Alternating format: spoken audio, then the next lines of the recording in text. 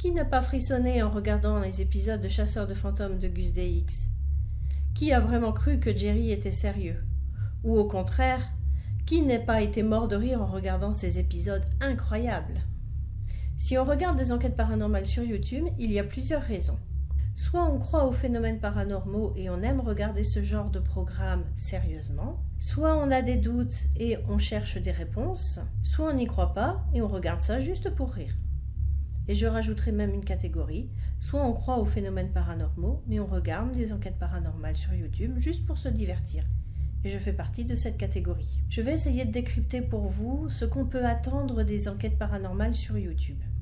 Et pour ça, je vais m'appuyer de ma propre expérience puisque j'ai pratiqué des enquêtes paranormales et ainsi je vais illustrer mon propos. La première chose est de définir ce qu'est une enquête paranormale. Les chasseurs de fantômes ou enquêteurs paranormaux vont se rendre dans des lieux dits hantés dans l'espoir d'être témoins de phénomènes inexplicables. Donc je pense que c'est surtout le rez-de-chaussée qui se visite.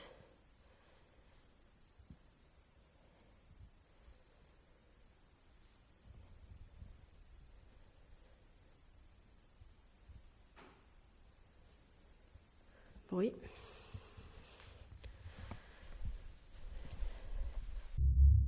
Avec leur matériel, ils vont chercher à enregistrer des preuves auditives ou visuelles de phénomènes paranormaux.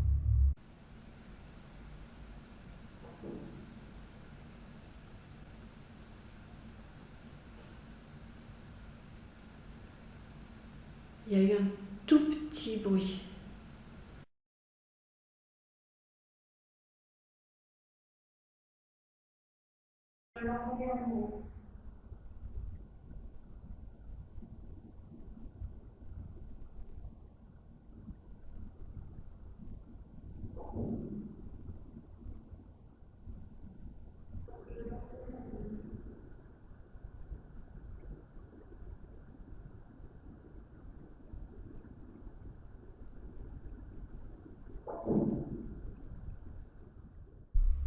De manière générale, les épisodes se déroulent un peu toujours de la même façon.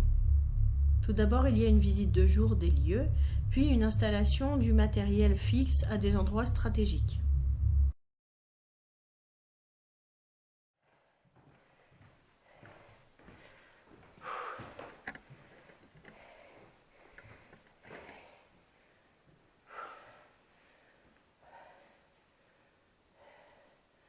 Je viens de gravir les restes.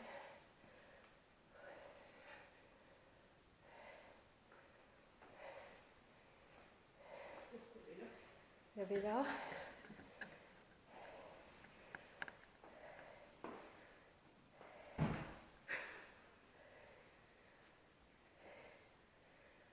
Eh ben, ça commence très fort.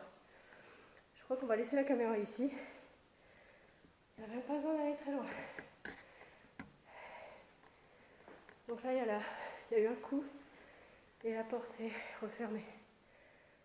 Je suis super essoufflée. Ensuite, une fois la nuit tombée, le ou les enquêteurs vont arpenter les lieux en espérant capter des sons ou des images d'origine paranormale.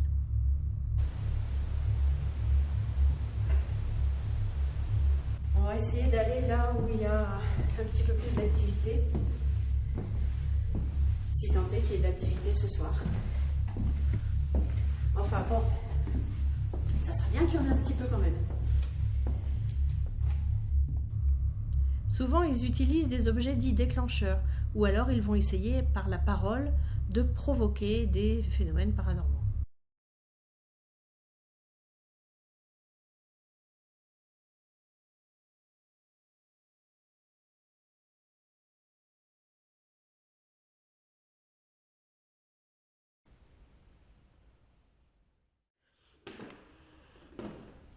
Le détecteur EMF.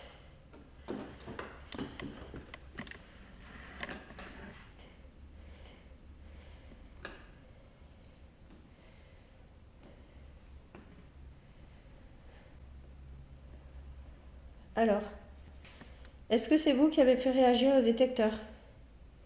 Est-ce que vous pouvez le refaire, s'il vous plaît?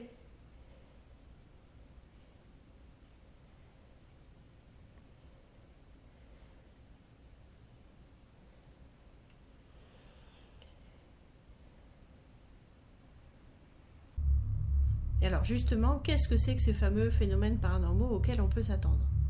En général, ce sont des dysfonctionnements de matériel, du style batterie qui se vide, des fluctuations du champ magnétique, des changements de température, des bruits inexpliqués, des apparitions, ce qu'on pourrait appeler des fantômes, des phénomènes de voix électronique ou PVE, et bien sûr, des possessions. Est-ce que, bon ça, on l'a posé là, tout à l'heure la question, est-ce que je peux vous aider? Est-ce que je peux vous aider? Est-ce que je peux vous aider à partir?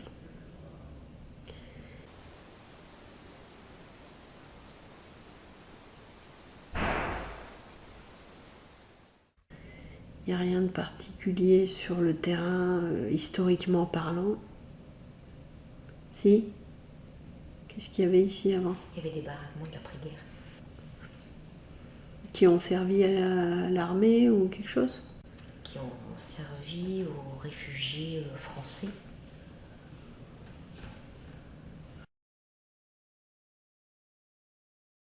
Qui ont servi aux réfugiés français. Qui ont servi aux réfugiés français. À la nuit tombée, j'ai installé ma caméra infrarouge sur le palier, sachant qu'à cet endroit, nous avions ressenti, la propriétaire et moi-même, un gros coup de stress lors de la visite de jour. Les images n'ont rien montré de particulier. Par contre, 2 phénomènes audio ont été enregistrés. Je vous laisse écouter, mais ça ressemble étrangement à des soupirs.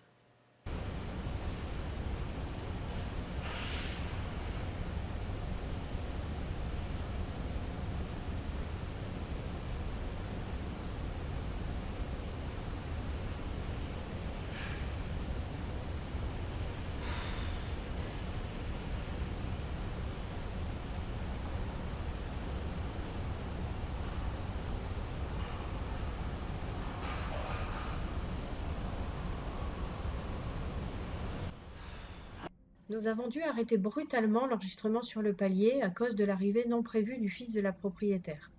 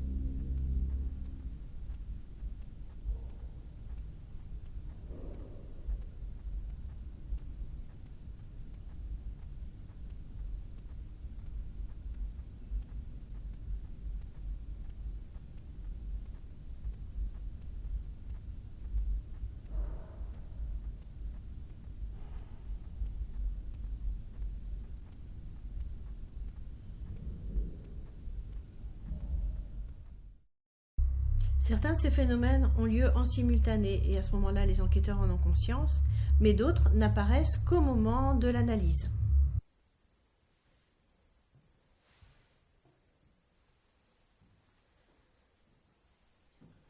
Il y a eu un petit bruit dans le fumoir, mais je pense que de toute façon, il y a l'enregistreur et la caméra qui sont là. Donc on repart. Donc là, nous avons fait presque tout le rez-de-chaussée. On a fait la partie qui se visite. Et de l'autre côté, il y a la partie habitée. Donc je pense qu'il est temps qu'on fasse une petite pause historique. On va s'arrêter Aux États-Unis, les précurseurs des émissions d'enquête paranormale sont les Ghost Hunters en 2004 sur Sci-Fi. Puis il y a eu les Ghost Adventures sur Travel Channel en 2008. En France, c'est le groupe RIP, Recherche Investigation Paranormale, qui a lancé la mode en 2004. Et enfin Gus DX en 2012 qui lance un concept innovant avec des enquêtes paranormales en solo. Ces vidéos que l'on trouve sur YouTube sont bien plus abouties et le rendu est bluffant. À partir de là, de nombreuses chaînes vont voir le jour sur YouTube et les enquêtes paranormales vont fleurir comme les pâquerettes au printemps. Mais dans cette explosion anarchique de styles complètement différents d'enquêteurs chasseurs de fantômes, le spectateur s'est complètement perdu. Ils sont apparus tout un tas de dramas et de guéguerres entre les communautés et même les enquêteurs eux-mêmes, à savoir qui faisait du fake et qui n'en faisait pas. Alors, dans ce foisonnement de chaînes d'enquête paranormale, comment faire le tri?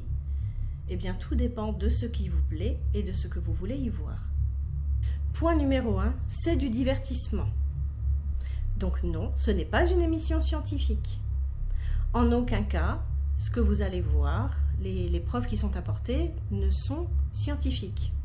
Il n'y a aucun protocole expérimental. Vous pouvez remarquer que même si on demande de répéter les expériences, si on demande à reproduire, en général, on n'arrive pas à avoir la reproduction des faits. Donc, ce n'est pas scientifiquement prouvé. Vous n'avez pas de preuves réelles qu'il s'agit de phénomènes paranormaux. Tout est une question d'interprétation. Donc, de ce fait-là, vous n'allez pas avoir de réponse à vos questions. Dans les enquêtes paranormales, vous ne trouverez pas de réponse aux questions que vous vous posez. Mais au contraire, si elles sont bien faites, elles devraient vous amener à vous poser encore plus de questions et à chercher encore plus de réponses. Point numéro 2, oui, il y a beaucoup de fake dans les enquêtes paranormales. Là où ça crée beaucoup d'histoires dans les enquêtes paranormales, c'est tout ce qui tourne autour du fake. Qu'est-ce qui gêne dans le fake? Déjà, il y a deux choses. Pour moi, il y a deux sortes de fake différents. D'abord, il y a le fake qui consiste à augmenter la réalité. C'est-à-dire qu'au montage, on va augmenter les sons, on va travailler un peu l'image pour l'augmenter. Augmenter les sons, ça se comprend parce qu'en général, si on capte des sons un petit peu bizarres, des sons qu'on ne peut pas expliquer, on est obligé de les augmenter parce que nous, quand on enregistre, on augmente au niveau de notre casque, mais vous, au niveau du film, vous n'allez pas avoir cette augmentation, donc vous n'allez rien entendre. Donc on est obligé de l'augmenter. Et ça, c'est pas du fake, c'est simplement pour que vous ayez le même ressenti que nous pendant l'enquête. C'est pas du fake. Et au niveau de l'image, parfois il y a un travail qui est fait simplement pour que visuellement ce soit plus joli. Ce n'est pas un trucage, c'est-à-dire qu'on ne va pas rajouter quelque chose qui n'existe pas, c'est simplement qu'on va améliorer la qualité de l'image. C'est pour ça que je parle de réalité augmentée en fait. La deuxième sorte de fake, cette fois-ci, est un petit peu plus discutable. On va faire intervenir d'autres personnes pour faire des trucages. Par exemple, il va y avoir une autre personne dans une autre pièce qui va faire des bruits. Ou alors, on va utiliser un fil de pêche, un fil transparent pour faire tomber des objets, pour faire déplacer des objets, qu'on masquera ensuite au montage de manière à ce que ça ne se voit pas. Ou alors, une autre personne va utiliser un matériel qui va perturber les ondes électromagnétiques et ainsi créer des désordres au niveau des détecteurs EMF. Bref, dans cette catégorie de fake, vous comprenez bien que c'est l'intervention d'une autre personne qui va créer de faux phénomènes. Et c'est là que je dis qu'il faut simplement que vous sachiez ce que vous voulez voir. Est-ce que vous voulez voir un film d'ambiance, un film un peu stressant, qui est surtout basé sur du visuel, sur la musique, sur l'ambiance, un peu sur « mais qu'est-ce qui va se passer j'ai entendu un bruit, qu'est-ce que c'est ?» Bon ben là, vous n'aurez pas de fake. Par contre, ça ne sera pas exceptionnel. Vous n'allez pas avoir des phénomènes extraordinaires. Ça va pas être un rythme soutenu avec des trucs dans tous les sens. Voilà, on ne peut pas tout avoir. Par contre, si ce que vous recherchez, c'est du sensationnel, c'est des choses extraordinaires, des objets qui volent dans tous les sens, des portes qui s'ouvrent, qui se claquent, des gens qui hurlent, des possessions à tout va, là, je vous garantis que c'est du fake à 100%.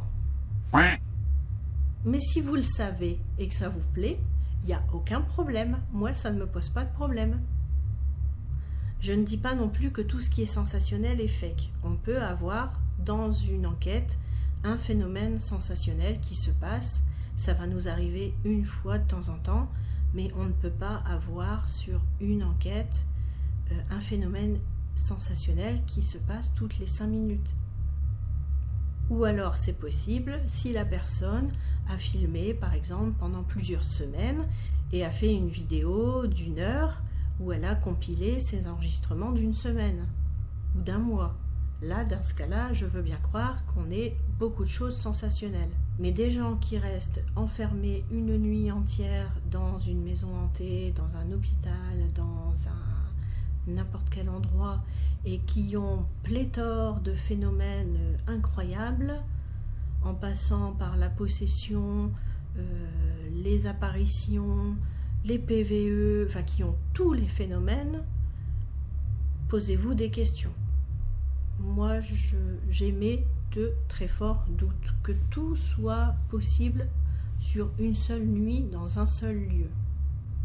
Et il y a aussi quelque chose d'important dans le choix que vous allez faire des enquêtes paranormales que vous regardez sur Internet, c'est le feeling que vous avez avec l'enquêteur ou l'équipe d'enquête. Il y a un feeling à avoir, c'est-à-dire qu'il y a peut-être certaines personnes avec qui vous allez avoir un partage d'émotions que vous n'aurez pas avec d'autres. Et en général, la voix est importante. Je pense que le choix d'une chaîne pour regarder des enquêtes paranormales, c'est vraiment très personnel. Le principal, c'est que vous soyez bien au clair avec ce que vous recherchez, de manière à ne pas être déçu. Dans ma prochaine vidéo sur le sujet, je vous parlerai plus précisément de ma propre expérience en tant qu'enquêtrice paranormale, en reprenant petit à petit chaque enquête que j'ai faite et en décortiquant ce qui s'est passé.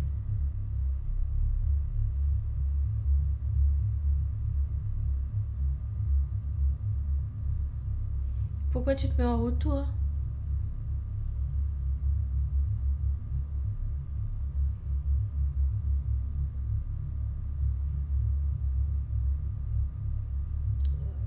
J'ai rien fait, vous avez vu, j'ai rien fait, j'ai rien touché, ça s'est mis en route tout seul. Hein. Tout va bien. C'est normal. J'ai rien touché.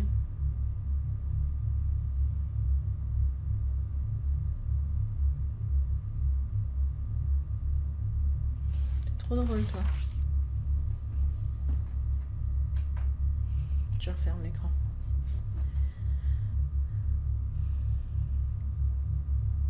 Je vous dis à bientôt sur WRNL. Allez, on y va.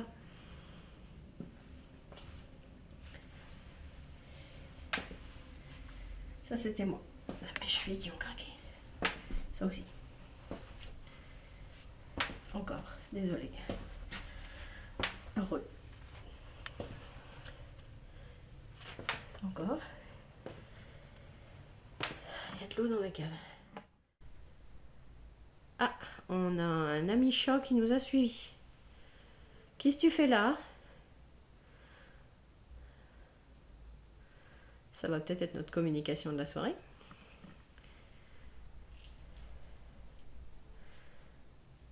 Je voudrais savoir s'il y a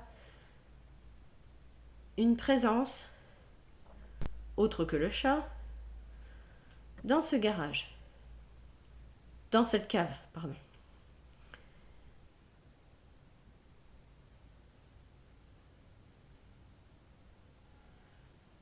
Est-ce qu'une entité ou un autre type d'esprit souhaite communiquer avec moi